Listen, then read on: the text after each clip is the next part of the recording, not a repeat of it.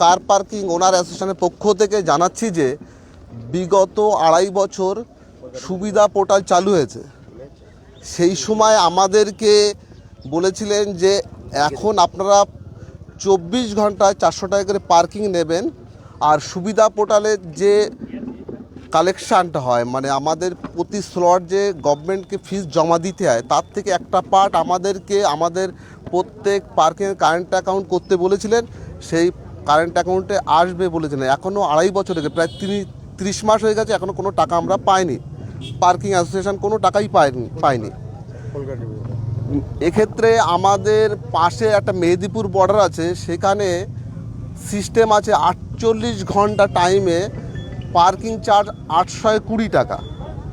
সে গাড়িটা 2 ঘন্টা থাকুক আর 48 ঘন্টা থাকে, প্রথম 820 টাকা পার্কিং পাবে। পরবর্তী 12 ঘন্টা অন্তর 200 টাকা করে পার্কিং চার্জ মেদিনীপুর বর্ডারে পায়। মেদিনীপুর বর্ডারেও সুবিধা